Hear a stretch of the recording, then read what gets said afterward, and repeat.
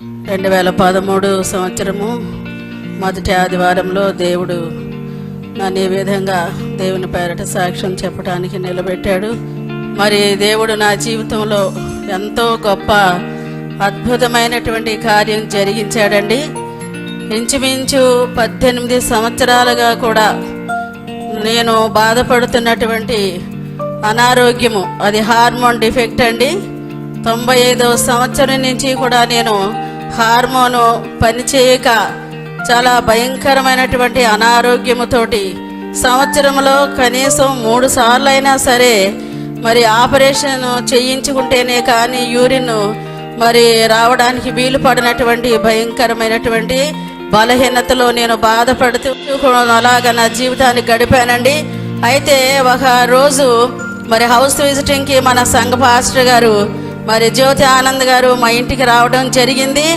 మరి ఇన్ని దినాలుగా కూడా నేను ప్రార్థన చేస్తున్నప్పటికీ కూడా నా మనసంతా కూడా ఆ వ్యాధి మీదే ఉండేది. ఎందుకంటే ఏ సమయంలో మరి ఆ వ్యాధి వస్తుంది, నేను క్యాంపులో ఉంటే ఎలాగా ఏం చేయాలి, అక్కడి నుంచి నేను రాజమండ్రి మాత్రమే వెళ్ళాలి. ఎక్కడా కూడా నాకు ఇక్కడ చుట్టుప్రక్కల ఆ ఆపరేషన్ చేసేవారు కాదు.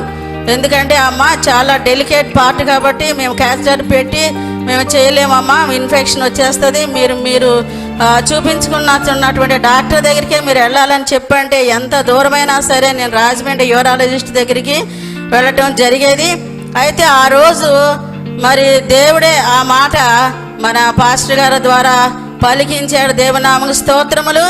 మరి విశ్వాస జీవితంలో ఉండి ప్రార్థనలు చేసుకునిచున్నప్పటికీ కూడా మరి ఆ బలహీనతను బట్టి నేను ప్రతి క్షణము కూడా మరి ఆలోచిస్తూనే ఉండేదాన్ని. అయితే ఆయన ఏమన్నారంటే, రమ్మమ్మ నీవు అస్సలు ఆ వ్యాధి నీకు ఉన్నట్టుగా కానీ దాన్ని నీవు జ్ఞాపకం చేసుకోవద్దు, దానికి నీవు ఇంపార్టెన్స్ ఇచ్చావంటే సైతానికి అది ఎంతో సంతోషంగా ఉంటుంది, కాబట్టి ఆ వ్యాధి నీకు లేదు అని నువ్వు మర్చిపోవాలి అని చెప్పని నాకు ఆ మాట చెప్పినప్పుడు అవును నిజమే కదా, దాని గురించి నేను ఎందుకు ఇంతగా ఆలోచిస్తున్నాను అని చెప్పని నేను కూడా నా మనసులో ఒక స్థిర నిశ్చయాన్ని నేను ఏర్పాటు చేసుకున్నాను.